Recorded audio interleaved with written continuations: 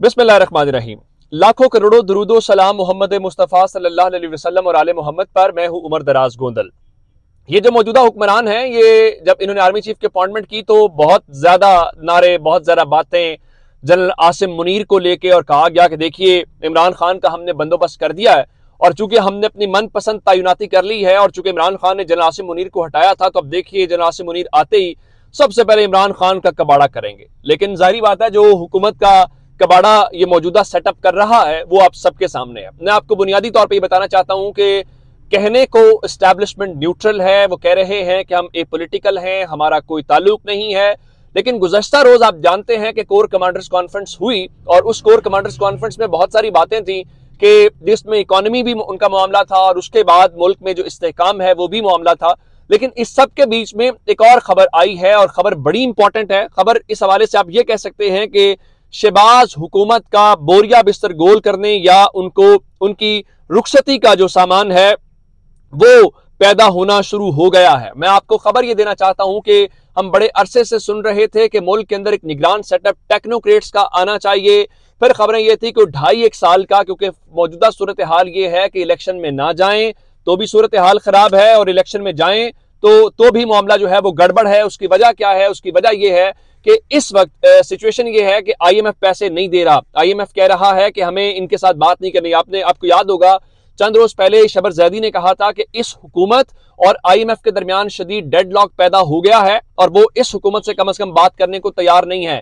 आज इसहाक डार साहब ने क्या किया कि उन्होंने एक ऑनलाइन तकरीब से खिताब किया और वहां पे कहा कि सियासी गेम स्कोरिंग करके पाकिस्तानी मैशत को नुकसान पहुंचाया गया और IMF के पास जाना इंतहाई जरूरी हो गया है और उनका रोजाना कहा जाता है कि मुल्क डिफॉल्ट करने वाला है। तो मैं यकीन दिलाता हूं कि पाकिस्तान डिफॉल्ट नहीं करेगा। अल्लाह ना करे पाकिस्तान कभी डिफॉल्ट करे, लेकिन सूरत हाल कोई अच्छी नहीं है। अब मैं आपको बताना ये चाहता हूं कि असल में हुआ क्या है। हुआ ये है कि इस्टेब्लिशमेंट को भी समझ आ गई है कि जो तजर्बा उन्होंने किया है वो तजर्बा मुकम्मल तौर पे नाकाम होता हुआ दिखाई दे रहा है। और आपको याद होगा जब इमरान खान की हुकूमत गिरने वाली थी तो उस वक्त भी जनरल बाजवा ने कुछ टेक्नोक्रेट्स को बुलाया था, जिसमें मिफ्ता इस्माइल भी शामिल थे, जिसमें इवन शौकत तरीन शामिल थे। उनसे पूछा गया था कि आप हमें वे फॉरवर्ड बताएं, आपके पास क्या हल है।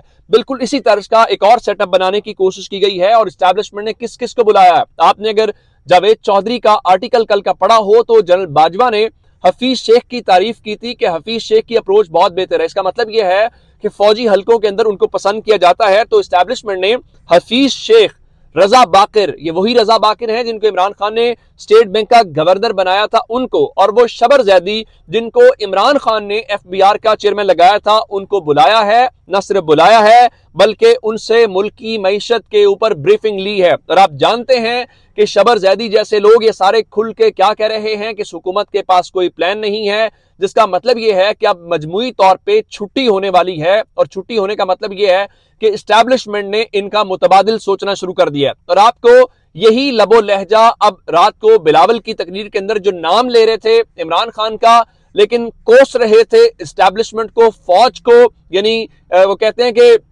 आप सुना तो बेसिकली बेटी को रहे होते हैं लेकिन पैगाम बहू के लिए होता है। बिल्कुल वैसा ही था। और अब राना सनाउल्लाह साहब फरमा रहे हैं कि एक सियासतदान पैदा किया गया जो मुल्क के गले पड़ गया। कहने का मतलब यह है कि अब उन्होंने टोन उस तरह से बदलना शुरू कर दी है। और फिर बजाय इसके कि नून लीग ये काम करती कि इसका कोई हल निकालती, कोई वे फॉरवर्ड निकालती या कोई मसले का हल निकालती, उनके पास कोई वे फॉरवर्ड नहीं है।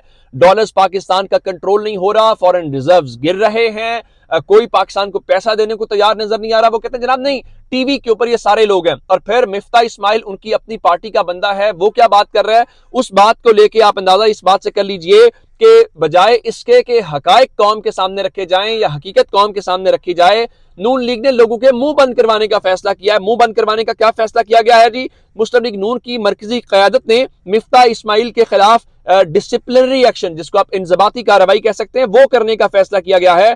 और उनको कहा गया है कि अगर हुकूमत की मुआशी पॉलिसीज के खिलाफ आपने बयानात न रोके तो पहले आपको शोकॉज दिया जाएगा, जिसके बाद पार्टी रुकनियत मुअत्तल हो जाएगी। यानी वो कह रहे हैं कि आप सिर्फ और सिर्फ ये अगर कोई गड़बड़ है तो गड़बड़ को ठीक नहीं करना, गड़बड़ का हल नहीं बताना, लेकिन हाँ आपने इसके ऊपर बोलना नहीं है और आपने उसके ऊपर नहीं जाना। अब सवाल यह पैदा होता है कि अगर एस्टैब्लिशमेंट निगरान सेटअप लेके आ रही है तो उसके ऊपर क्या सूरत हाल है। अब बहुत सारी खबरें हम काफी अरसे से सुन रहे हैं कि जिसके अंदर मुआशी इमरजेंसी नाफिज करने का प्लान शामिल है, और ये जो मुख्तलिफ लोग हैं उसकी एक वजह यह है कि IMF भी ये चाहता है कि यहां पे कुछ टेक्नोक्रेट्स हैं। फिर अगला सवाल ये होगा कि आप कितने अरसे के लिए उनको लेके आएंगे, क्योंकि खबरें इस वक्त ये आई थी कि आमतौर पे जो निगरान सेटअप आता है वो 3 महीने के लिए आता है, जिसमें अब 90 दिन होता है। लेकिन ऑफर की गई थी, इवन एस्टैब्लिशमेंट उस वक्त भी कह रही थी कि हम इसको एक्सटेंड करवा लेंगे सुप्रीम कोर्ट से और हम उसको 180 दिन के ऊपर ले जाएंगे, जिसका मतलब ये है कि अब चीजें उस डायरेक्शन में जाना शुरू हो गई हैं जहां पे अब एक निगरान सेटअप, और निगरान सेटअप वो भी टेक्नोक्रेट्स का, वो क्या के मामलात को संभाले। और इवन शेख रशीद ने कहा है कि निगरान सेटअप के ऊपर सोच विचार शुरू हो गई है। लेकिन हुकूमत क्या कह रही है? हुकूमत अपने साले जाफर जैसे जो लोग हैं उनसे आज उन्होंने लिखा कि कबल वक्त इंतखाबात मुआशी बर्बादी के सिवा कुछ नहीं है। यानी वो दूसरी जानिब ये करवाने की कोशिश कर रहे हैं कि भाई हमने इंतखाबात से भागना कैसे है। लेकिन तहरीक इंसाफ का रद्द-ए-अमल इसके ऊपर दिलचस्प है कि अगर आप ये निगरान सेटअप लेके आते हैं टेक्नोक्रेट्स के ऊपर, और मैं आपको ये बात बताऊं, रात को महर बुखारी ने भी यही गुफ्तगू की है कि हुकूमत नाकाम हो चुकी है।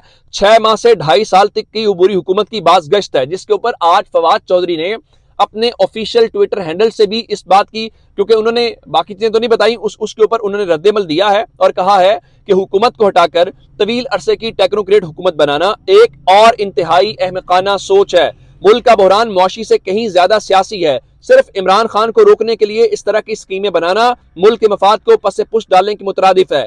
वाहिद हल इलेक्शन है। इस किस्म की टेक्नोक्रेट हुकूमत की मजामत करेंगे। यानी तहरीक इंसाफ कह रही है कि अगर आपने ऐसी कोई चीज लेके आए तो हम उसकी मजामत करेंगे। दूसरी जानिब जहां तक इलेक्शन की बात है, तो इलेक्शन के मामले के ऊपर तहरीक इंसाफ ने जो इलेक्शन मुलतवी हुआ था उस फैसले सिंगल बेंच के खिलाफ इंट्रा कोर्ट अपील की थी, उसको अदालत ने आज गैर मौसर करार दे दिया। फिर दूसरी जानिब आज इलेक्शन कमीशन ऑफ पाकिस्तान ने इस्लामाबाद के बल्दियाती इंतखाबात के हवाले से इस्लामाबाद हाई कोर्ट के हवाले के सामने बताया कि बल्दियाती इलेक्शंस के उम्मीदवार कैंपेन पर 50 करोड़ रुपए से ज्यादा खर्च कर चुके हैं।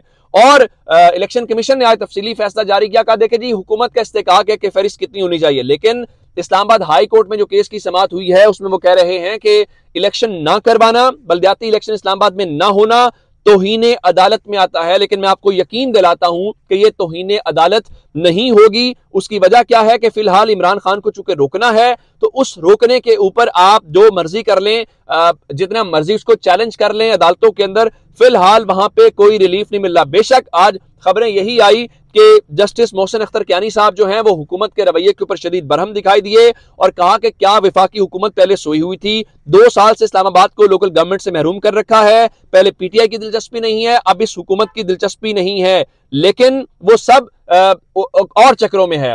PTI बता रही है कि देखें आप सिर्फ और सिर्फ इलेक्शन करवाएं, और सर्दी का मौसम है, सर्दी के मौसम के अंदर मुल्क में बिजली का शॉर्टफॉल 4321 मेगावाट तक पहुंच गया है। मुख्तलिफ शहरों में बिजली की गैर एलानिया लोड शेडिंग का सिलसिला जारी है, लेकिन वो सारे के सारे किस चक्कर में फंसे हुए हैं। आज विफाकी काबीना का इजलास शायद इस वक्त भी जारी हो, उस इजलास के अंदर आज तोशा खाना की तहकीकात के ऊपर पेशरफ्त एजेंडे का हिस्सा थी, लेकिन बाद में उसको निकाल दिया गया। अब हुकूमत अपने तौर पे ये तासुर देना चाह रही है कि चीजें बहुत अच्छी हैं। जैसे स्टेट बैंक ने मखसूस शोबों के लिए ज़र मुबादला कवानीन के अंदर नरमी का ऐलान किया है, लेकिन ऑन ग्राउंड सिचुएशन तब्दील नहीं हो रही। डॉलर्स कंटिन्यूसली महंगा, स्टॉक एक्सचेंज जो है वो डाउन जा रही है, और वो अपनी तरफ से तकरीरों के जरिए कंट्रोल करना शुरू हुए, जिसका अब एस्टैब्लिशमेंट को रियलाइज हो गया है। जो इमरान खान काफी अरसे से कह रहे थे इस मुल्क के इदारों को समझना होगा, वरना हर किसी के हाथ से गेम निकल जाएगी। अपना बहुत सारा ख्याल रखिएगा। खुदा हाफिज।